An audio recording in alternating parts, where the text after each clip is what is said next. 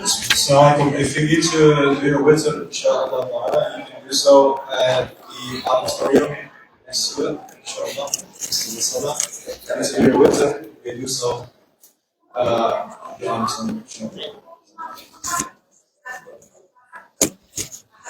Oh, Bapak Ibu kalau pegang mushaf atau di handphonenya ada mushaf dibuka ya, biar terasa indahnya gitu ya. Kita di surah Yusuf, surah ke-12. Hari ini insya Allah ayat ke-9 ya.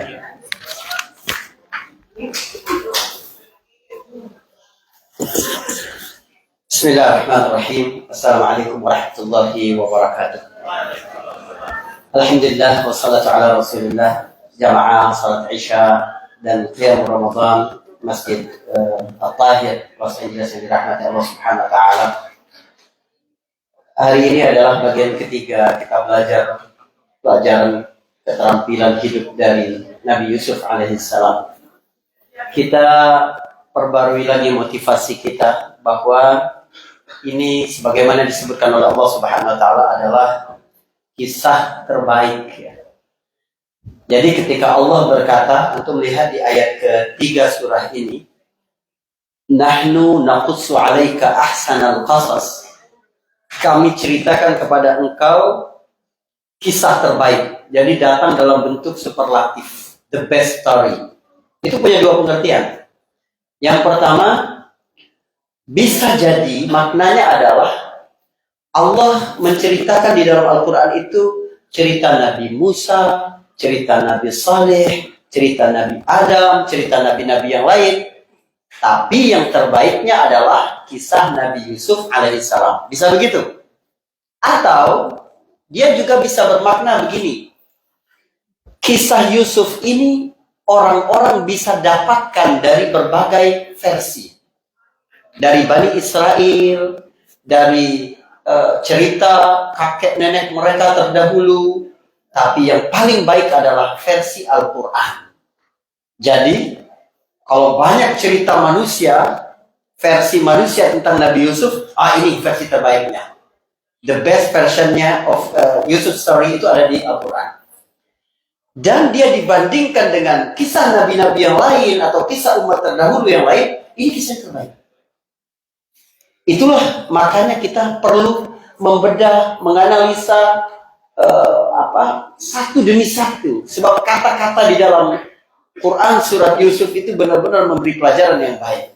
Saya bantu wrapping apa yang sudah kita pelajari pada pertemuan tadi malam. Ayat ke-8, Bapak Ibu perhatikan. إِذْ قَالُوا لَيُوسُفُ وَأَخُوهُ أَحَبُّ إِلَى أَبِينَا مِنَّا وَنَحْنُ عُصْبَةٌ إِنَّ أَبَانَا لَفِي ضَلَالٍ مُبِينٍ. Ketika mereka berkata, sungguh, perhatikan ada kata la di situ, lanya pendek. La Yusufu, sungguh Yusuf dan saudaranya lebih dicintai oleh ayah kita daripada kita, padahal kita yang kuat, kita yang bantu ayah kita bekerja. Sesungguhnya ayah kita berada dalam kesesatan yang nyata. Kita lihat dari sisi bahasa pada malam hari ini, biar kita merasa ya, betapa indahnya Al-Quran, betapa ruginya orang-orang yang tidak betapa ruginya orang-orang yang orang-orang yang tidak beriman kepada Al-Quran, tidak mau merenungi isi Al-Quran. Saudaranya itu berkata, sungguh Yusuf dan saudaranya lebih dicintai dari ayah kita. Kata sungguh di situ dalam bahasa Arab itu sudah tingkat kedua. Kalau ada yang meragukan, baru pakai kata takkid namanya, untuk menegaskan. Misalnya begini, saya punya teman namanya Farhad, bukan Farhad yang ini. Bukan, benar, bukan. Ya, jadi ada orang tua perempuan nanya ke anak saya dilamar sama Farhad gitu ya. Bukan Farhad ini nggak boleh nikah lagi. Emang nggak boleh. Baik. Jadi orang tuanya tanya ke saya, Farhad itu orangnya gimana? Saya kasih kabar pertama dalam bahasa Arab harus bentuknya datar. Farhad orang jujur. Farhad sadiqun atau sadiqun. Tapi kalau bapaknya kelihatan kayak masa si ustaz gitu ya, saya tambah itu, la Farhat sadiqun. Sungguh Farhat itu jujur, biar bapaknya percaya. Tapi tiba-tiba ada saudara bapaknya, paman anak perempuan ini bilang, oh enggak ustaz, katanya dia suka bohong. Saya bilang, inna Farhat la sadiqun. Sungguh Farhat itu benar-benar jujur. Jadi ada tingkatan-tingkatan tuh dalam bahasa Arab. Farhat orang jujur, sungguh Farhat orang jujur, sungguh Farhat benar-benar jujur. Yang pertama adalah kabar, yang kedua adalah kalau ada keraguan, peringkat ketiga kalau ada yang membantah. Jadi sebenarnya ketika ada yang berkata, sungguh Yusuf itu lebih dicintai oleh ayah kita, sebenarnya tidak semua mereka meyakini itu. Sampai ada yang berkata, enggak, Yusuf itu memang lebih dicintai oleh ayah kita. Jadi mereka bukan berada dalam satu keyakinan yang sama. Itu yang pertama. Yang kedua adalah mereka berkata alasan ayahnya itu tidak layak mencintai Yusuf lebih daripada mereka. Kenapa? Wa nahnu usbah. Sebab kita yang bantu ayah kita. Masa dia lebih sayang kepada Yusuf? Rupanya mereka bukan menuntut ayah mereka biar adil, tapi harusnya ayahnya mencintai mereka lebih dari Yusuf. Sebab yang bantu adalah mereka. Perhatikan, cinta itu ada yang masuk melalui jalur emosi, ada yang masuk melalui jalur logika. Anak-anak Nabi Yakub ini berkata, ayah kita itu selayaknya lebih cinta kepada kita secara logika, sebab kita yang bantu mereka. Sementara Nabi Yakub lebih memperhatikan Yusuf karena secara emosi Yusuf itu ibunya sudah wafat. Dan mereka cuma dua saudara. Kandungnya cuma dia dan Bunyamin. Jadi wajar kalau perhatiannya secara emosi kepada Yusuf. Jadi memang nggak bertemu. Cinta dari jalur logika dan cinta dari jalur emosi. Karena banyak anak muda, saya jelaskan sedikit ini tentang cinta ini. Masih muda semua ini. Alhamdulillah ya. Enggak, benar. Ini tampangnya muda-muda semua, alhamdulillah. 30 tahun yang lalu masih muda. Satu hari Umar dipegang oleh Nabi tangannya. Lalu kemudian mereka berjalan. Umar merasakan, Allah, hangat sekali, damai sekali ya berada bersama Nabi SAW. Sehingga Umar berkata, la anta ahabbu ilayya min kulli syai'in illa min nafsi. Engkau sungguh lebih aku cintai dari segala sesuatu kecuali diriku sendiri ya Rasulullah. Itu adalah cinta emosional. Karena Umar merasakan betapa nyamannya, indahnya dekat Nabi SAW. Jadi Umar sebut itu. Tapi Nabi bilang kepada Umar, belum cukup. Kamu baru benar-benar beriman itu kalau kamu mencintaiku lebih daripada dirimu sendiri. Umar berpikir, iya ya, kalau tidak ada Rasulullah, Umar ini siapa? Umar ini bisa melakukan apa? Umar ini akan tenggelam oleh sejarah. Apa yang membuat Umar terus menjadi mulia? Karena keislaman itu. Karena dia beriman kepada Rasulullah. Karena hidayah yang dibawa oleh Nabi SAW. Maka akhirnya Umar berkata, ya Rasulullah, engkau lebih kucintai daripada segala sesuatu termasuk dari diriku. Nabi bilang, al-ana ya Umar. Nah, sekarang baru sempurna. Jadi mencintai Nabi itu harus dengan emosi dan dengan logika. Memang tidak ada sosok yang lebih layak kita cintai secara logika, melihat jasa-jasa Nabi dibanding orang tua kita, dibanding diri kita sendiri pun. Kita mesti menempatkan Nabi sebagai nomor satu. Contoh lain. Ada orang suka dengan durian. Kenapa? Karena rasanya enak. Paham nggak? Itu emosional itu. Tapi ada orang yang suka dengan jamu. Jamu pahit. Apakah benar dia itu memang cinta jamu? Tidak. Tapi karena dia tahu manfaat jamu, dia suka minum jamu. Satunya karena emosi, satunya karena logika. Jadi nggak bakal ketemu nih. Jalan cinta anak-anak Yakub dengan jalan cintanya Yakub ini nggak ketemu. Akhirnya mereka menuduh bapak mereka dengan berkata, inna abana lafi dhalalin mubin. Bapak kita benar-benar di atas kesesatan yang nyata. Apa makna kesesatan yang nyata? Kalau saya tidak tahu jalan ke eh, San Francisco misalnya, nggak enak bilang Vegas di sini. Terus saya mau pergi, saya rental mobil, saya pergi ke San Francisco, rupanya sampainya ke Vegas juga. Itu namanya saya tersesat. Saya berada dalam kesesatan. Tapi kalau saya sudah tahu jalan ke San Francisco memang harus ke arah utara, tapi saya mengarahkan mobil saya ke arah timur, berarti saya berada dalam kesesatan yang nyata. Sudah tahu ini bukan ke San Francisco, berarti memang niatnya ke Vegas. Kira-kira begitu. Jadi ayah mereka itu harusnya sudah tahu kita yang berhak dicintai lebih, bukan Yusuf. Itu maksudnya. Baik. Pada ayat ke-9, ketika mereka berkata, nanti kita bisa jadi orang baik kalau kita sudah bunuh Yusuf itu. Itu berarti hati mereka sebenarnya sudah menolak bahwa membunuh itu adalah perbuatan yang buruk. Tapi manusia terkadang mengabaikan hatinya, mengabaikan nuraninya karena ada kepentingan di situ. Kepentingan mereka apa? Yakhlulakum wajhu abikum. Biar ayah kalian sudah nggak ingat Yusuf, memperhatikan kalian lebih banyak lagi. Rupanya cemburu sebabnya. Baik. Baru mereka kemudian berkata, sekarang kita di ayat ke-11. Qalu ya abana, malaka la ta'manna ala Yusuf wa inna lahu lanasihun. Mereka berkata, wahai ayah kami, kenapa engkau tidak percaya kepada kami dalam urusan Yusuf? Padahal kami ini akan berbuat tulus kepada dia. Nasih itu artinya tulus. Ad-din nasihah, kata Nabi. Agama itu adalah ketulusan, pengorbanan. Qulna liman ya Rasulullah, kepada siapa ketulusan itu kami serahkan? Lillahi wali rasulihi, untuk Allah, untuk Rasulnya, untuk para ulama, para a'immah, para ummah, para imam-imam, kemudian pada para umat. Jadi nasihat di situ bukan nasihat. Masa kita nasihatin Allah? Agama ini nasihat. Nasihat itu di sana maksudnya apa? Maksudnya ketulusan.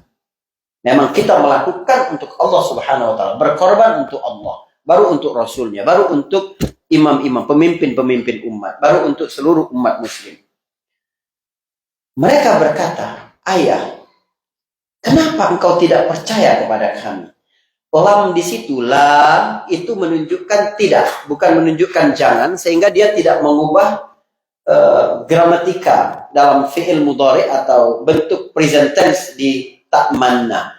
Makanya ta'manna itu sebenarnya ta'manuna. Tapi karena digabung, orang Arab kadang bacanya itu memang di dua huruf yang sama-sama hidup, dua huruf yang sama-sama berharokat, itu boleh digabung. Misalnya begini, ya'lamu ma baina aydihim, ya'lamu ma. Mimnya sama kedua. Boleh kita baca ya'lam ma baina aydihim, boleh. Allati tattali'u 'alal afidah. Tattali'u sama-sama in, sama-sama berharakat. Boleh dibaca allati tattali'u 'alal afidah. Jadi kalau imam baca begitu jangan antum salahkan. Sebab dua huruf yang sama, ini hukum tajwid nih. Dua huruf yang sama berharakat boleh disukunkan satunya. Tapi karena ini nun berarti seperti ada double tasydid, maka dibaca la ta'manna, harus dimonyongkan. Apa? Moncongnya ya, bibirnya gitu ya. Bahasa Jawa apa itu? Baik. Malaka la ta'manna ala Yusuf wa inna lahu lanasih. Ada dua pemahaman dari ayat ke-11 ini. Pertama, ayat ini ingin menunjukkan bahwa sebenarnya mereka sudah berkali-kali mencoba merayu ayahnya agar Yusuf bisa pergi bersama mereka. Tapi karena ayahnya masih kekeh tidak mau, akhirnya keluarlah kata-kata ini. Ayah, kenapa sih nggak percaya sama kami? Berarti mereka sudah minta sebelumnya, paham? Atau mereka ini memang kelompok pelobi ulung, gitu ya. Seperti capres waktu cari koalisi dulu. Itu kan di lobby gitu ya. Jangan bilang nama, gitu. Soalnya kita paham sendiri. Mereka berkata begitu seperti saya berkata begini. Tiba-tiba datang orang-orang kaya ke rumah saya. Pada waktu makan, saya ajak mereka makan. Saya takut mereka ini nggak mau makan karena rumah kami sederhana, makanan kami sederhana. Saya bilang begini, udah waktu makan nih kita makan yuk. Walaupun kalian mungkin nggak mau, nasi kami nggak seputih nasi kalian, lauk kami nggak selezat lauk kalian. Begitu biasanya, orang Melayu begitu. Itu cara saya biar tamu nggak enak nolak. Maka tamu bilang, enggak Pak Ustadz, sama ayo Ustadz kita makan. Mau mereka. Jadi mereka bilang kepada ayahnya, ayah, kenapa sih nggak percaya sama kami? Biar ayahnya bantah. Ayahnya bilang, ayah percaya kok sama kalian. Bawa. Kalau kalian mau, bawa Yusuf alaihissalam. Maka mereka berkata, arsilhu ma'ana ghadan yarta wa yal'ab wa inna lahu lahafidun. Kalau begitu ayah, izinkan besok kami bawa Yusuf untuk bersenang-senang, berlomba, ya bikin perlombaan game-game gitu, dan bermain, sebab kami akan jaga dia. Coba perhatikan. Ketika ayahnya berkata, qala inni la yahzununi an tadhhabu bihi wa akhafu an ya'kulahu adh-dhi'ba wa antum anhu ghafilun. Ayahnya ini berkata, aku ini khawatir kalau kalian pergi membawa Yusuf.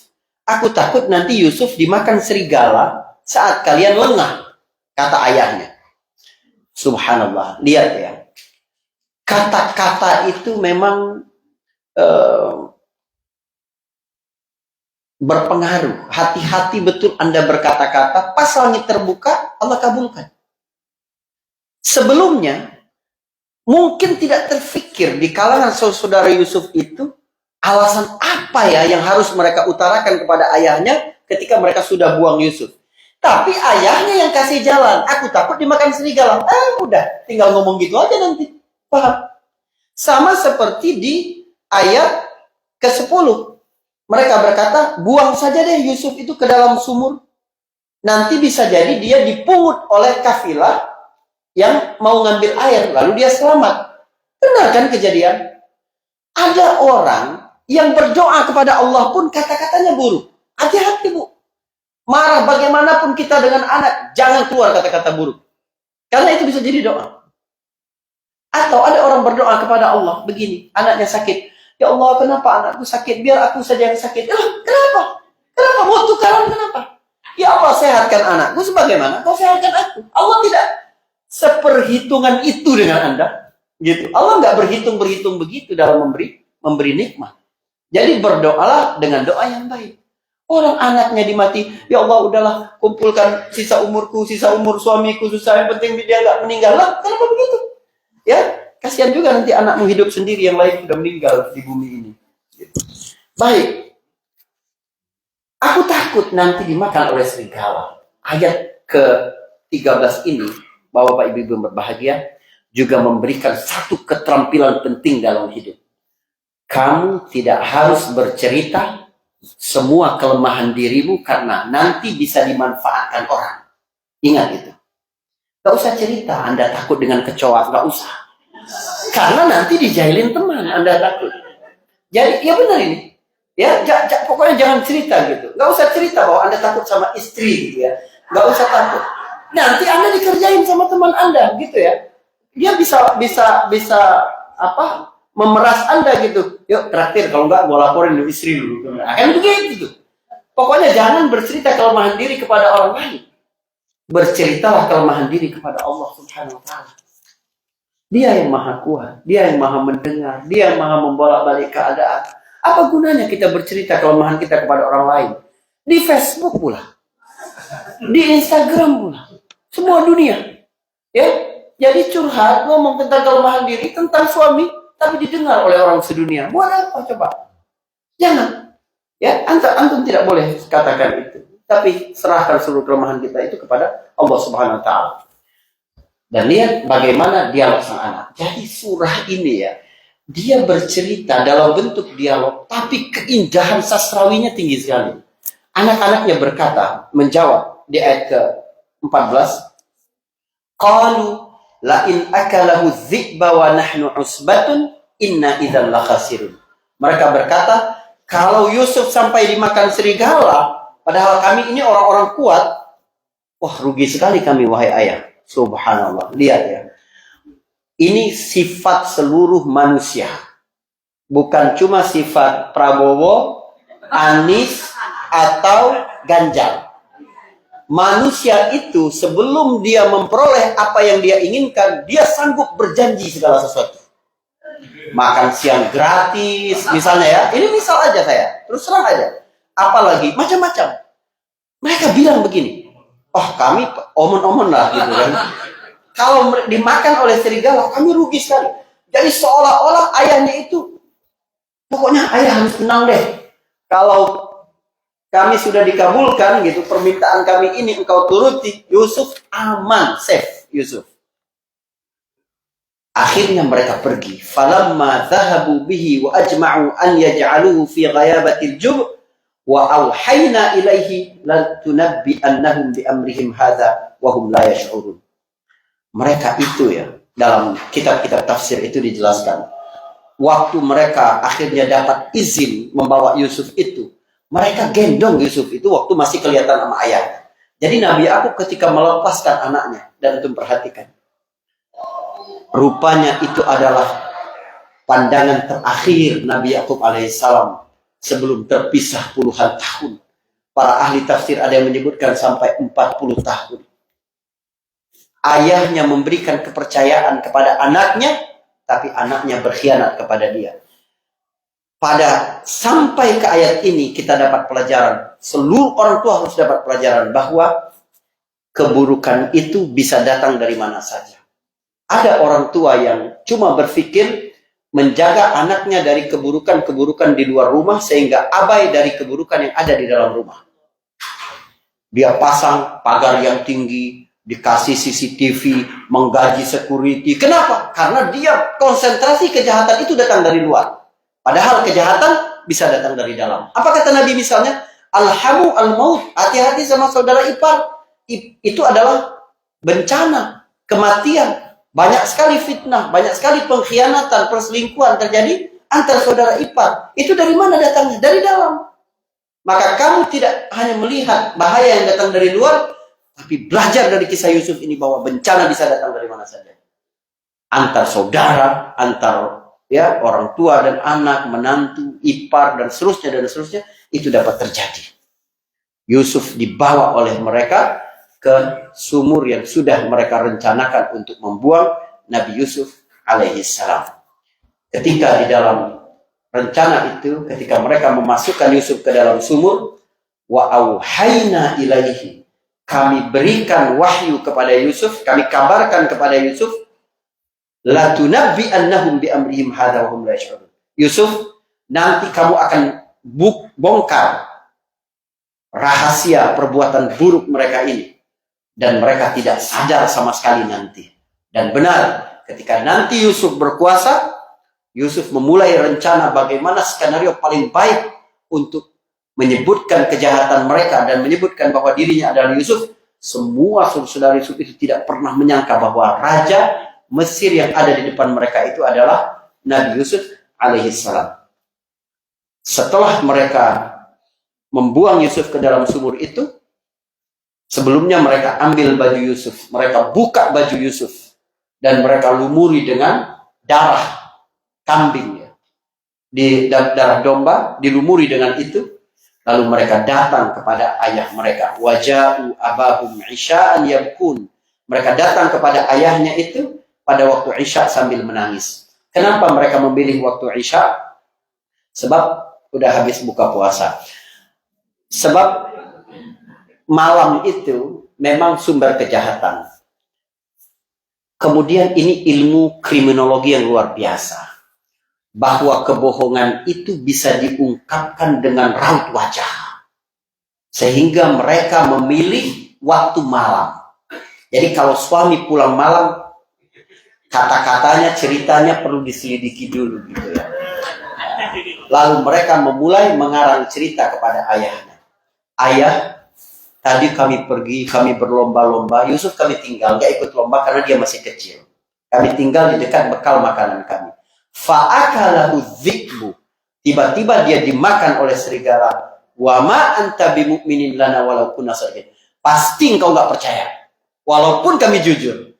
Kata-kata begitu sebenarnya sudah mengungkapkan bahwa itu adalah bohong. Perhatikan ya. Orang yang sangat ngotot membela dirinya, menyebut dirinya benar sejak awal, itulah orang yang patut dicurigai. Kami menang murni. Pasti kalian nggak percaya, ngiranya kami curang. Kira-kira begitu. Kenapa sudah langsung defensif begitu? Kenapa? Kalau memang Anda jujur, Anda tidak takut. Kalau memang Anda fair, Anda tidak takut. Memang begitu ya. Tapi manusia pencuri itu pasti dia pertama-tama sebelum ayahnya bilang apa-apa itu, mereka udah bilang, pasti ayah nggak percaya, padahal kami benar. Dan mereka bawa barang bukti palsu. Waja'u ala qamisihi bidamin kadzib. Dan mereka datang kepada ayahnya itu membawa darah palsu tadi yang sudah dilumuri bajunya itu. Nabi Yakub alaihissalam tahu betul bahwa Yusuf tidak terbunuh. Kenapa? Pertama, dari dialog dia dengan Yusuf tentang mimpi Yusuf itu, dia tahu bahwa Yusuf bakal hidup, bakal menjadi orang yang mulia, dan saudaranya akan tunduk sujud hormat kepada dia. Jadi Yusuf tidak mungkin wafat. Yang kedua adalah ayahnya lihat baju Yusuf ini sama sekali tidak robek. Jadi serigala yang membunuh Yusuf itu adalah serigala yang paling bijaksana. Dibuka bajunya pelan-pelan gitu ya. Itu luar biasa gitu. Apa pelajaran yang dapat kita ambil ibu-ibu? Perhatikan bapak-bapak. Ini bagus sekali gitu. Jangan berlaku kejahatan gitu, apalagi ke istri sendiri. Kejahatan itu selalu menyisakan ruang ketidaksempurnaan. Sehati-hati, sedetil apapun kamu merencanakan kejahatan, pasti ada celah, itu bakal ketahuan.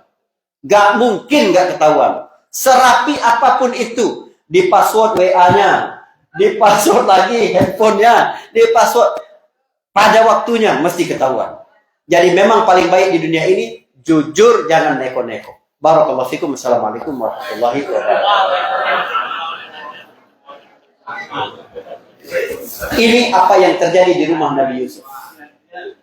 Nanti malam kita pindah scene ke dalam sumur apa yang terjadi pada diri Yusuf alaihissalam, insyaallah. Barakallahu fikum. Assalamualaikum warahmatullahi wabarakatuh.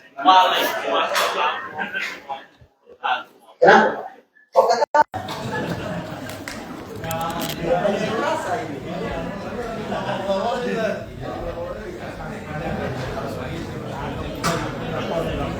drama Korea bersambung.